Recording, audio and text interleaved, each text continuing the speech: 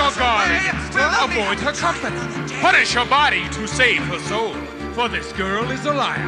Be on your guard against her. Avoid her company. Punish her body to save her soul. Her soul. Her soul.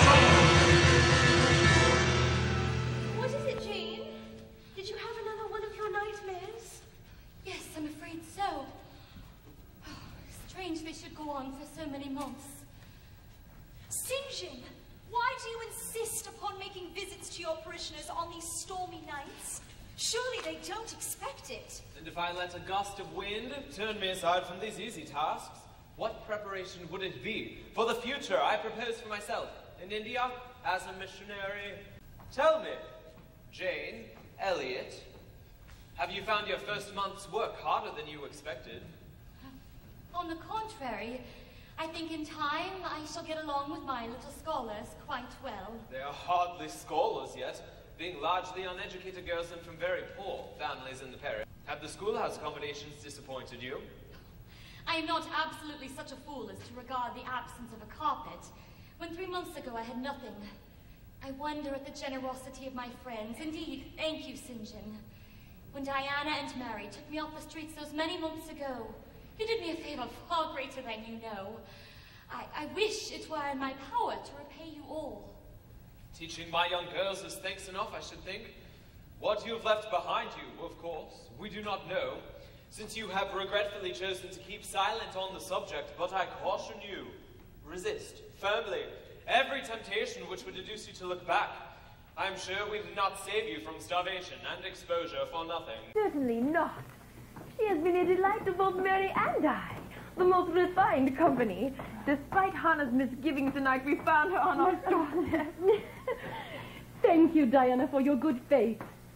I'm certain I looked the most unlikely candidate for genteel society, having wandered for 3 days with no food or shelter. Jane, you spoke of the necessity of being miserable before. Do you feel the pangs of it yet? I'm afraid I must, to some degree, feel it all my life. Do not speak so, Jane. I know from experience. Why, only a year ago, I myself was intensely miserable because I thought I'd made a mistake in entering the ministry. But after a season of darkness and struggling, relief came. God had an errand for me. I resolved to be a missionary. St. John, I hardly think that is an answer for our Jane. Well, perhaps not. We shall see. Meanwhile, I've received a letter only today from a solicitor communicating details that may interest you all. It is an incredible story. Well, go on, St. John. Don't keep us in suspense. I hope it is a Christmas tale, one with romance and adventure. Mary, you are inexorable in your childish whims, but as it happens, it is a drama exactly to your liking, except for the part about Christmas, which the current season can supply well enough. It is the story of a young orphan child, reared to the age of 10 by an aunt-in-law, name of Mrs. Reed of Gateshead. You start, Jane. Did you hear a noise? St. John, please, get to the point. Well, to proceed, the child was transferred to a place you are familiar with, Jane, Lowood School. She became a teacher, left the school to undertake the education of the ward of a certain Mr. Rochester. It is known this Mr. Rochester tried to marry this young governess, and at the very altar she discovered he had a wife still living. She then left Thornfield Manor during the night. No one could tell where or how. No vestige of information could be discovered regarding her. It was all very mysterious. Rather like yourself, Jane. St. John, how dare you be so bold and unkind? Just tell me this. And surely you can tell me, since you know so much already. What of Mr. Rochester? Where is he? How is he? You should rather ask the name of the governess and the nature of the event that requires her appearance. I'm ignorant of all concerning Mr. Rochester. He must have been an odious man. Don't pronounce an opinion on him, St. John. You don't know him. Very well. Miss Eyre. That is your name, is it not, Jane? But why did the solicitor write you? I'm a clergyman after all. But you forget essentials in pursuit of trifles. You do not inquire why he sought after you. Well, what did he want? May merely to inform her that her uncle, a Mr. Eyre of Madeira, is dead and has left her all his property, that she is now rich. Quite an heiress. Well, if you'd committed a murder, you could scarcely look more aghast. Perhaps now you will ask how much you are worth. How much? How much? £20,000. Please, what is that? Oh, 20,000 pounds. Don't you think there's some mistake? It was written in letters, not figures. Stop 1 moment. I am not satisfied on 1 point. Just stop 1 minute. I'm not satisfied on 1 point. Why did the solicitor write you, in particular? Very well, then. You are not perhaps aware that we share your name?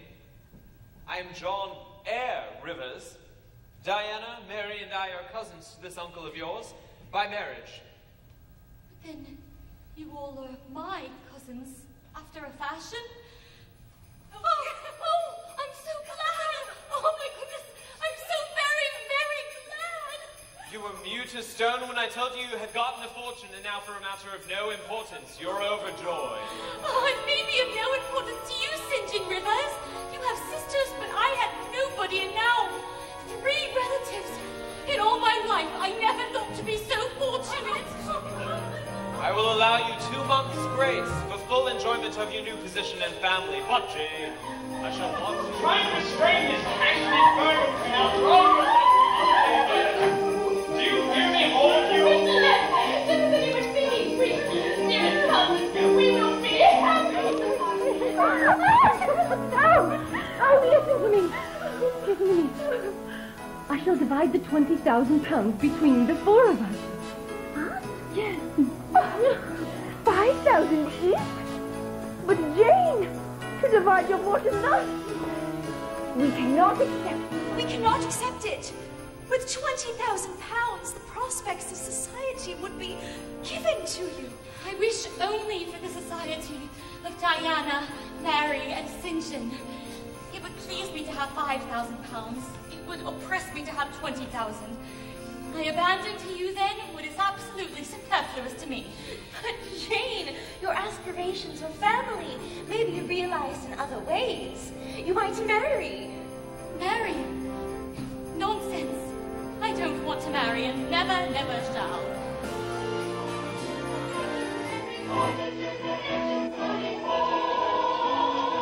And we have a special gift for you, Parson. 3 vessels of poetry. People on the mainland are calling it Christmas tree. It's for the house.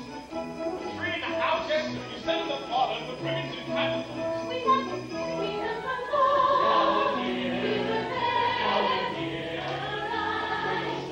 Singing carols as we go, and all our feelings, oh, forgiving in the candlelight of Christmas coming home.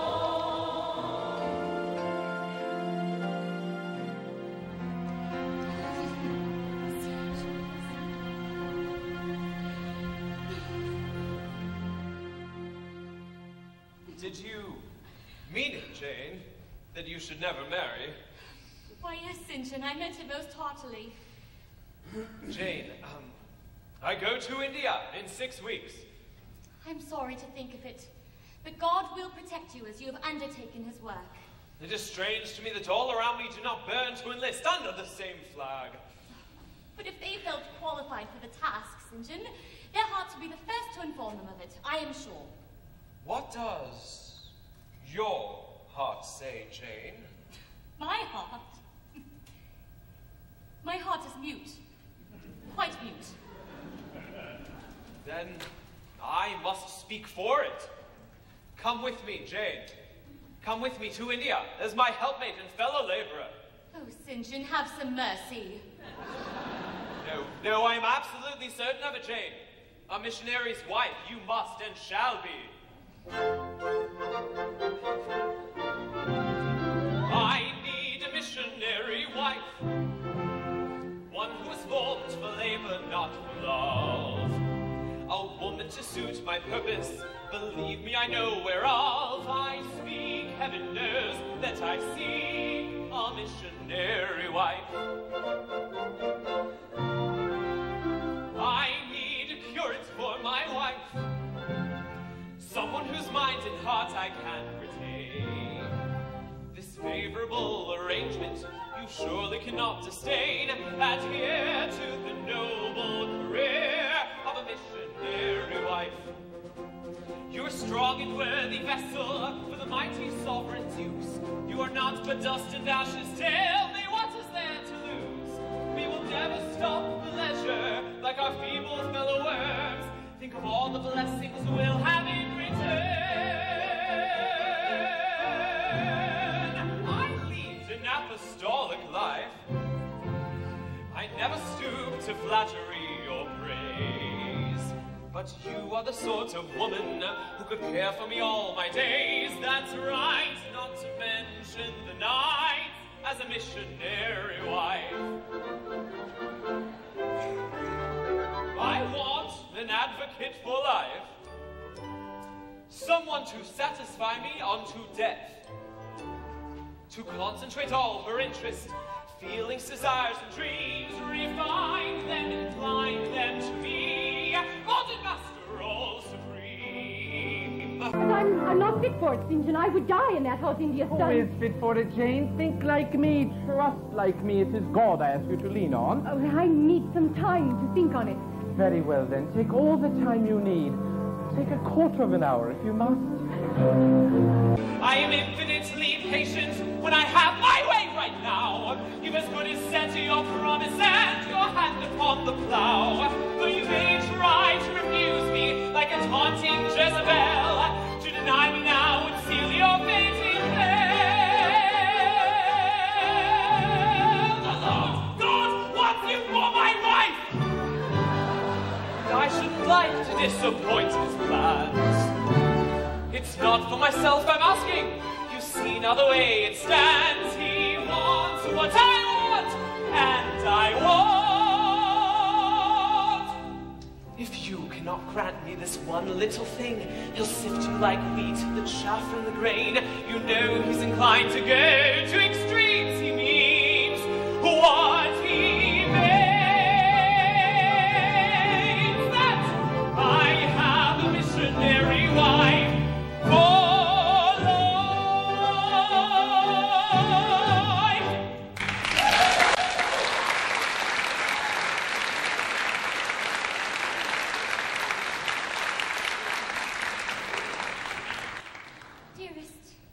Dearest St. John, I might consider it. I might go with you to India, if I may go free. I regard you as a brother, you, me as a sister, so let us continue. No, it would not do. A female curate who is not my wife would never suit me. Jane, you are afraid of yourself? What greater service could you do for me and for mankind? Before I definitely resolve on quitting England, I will know for certain whether I cannot be of greater use by remaining in it than by leaving it. What do you mean? There is a point upon which I have long endured painful doubt. I can go nowhere until by some means that doubt is removed. Jane, I know where your heart turns and to what it clings. The interest you cherish, Jane, is lawless and unconsecrated.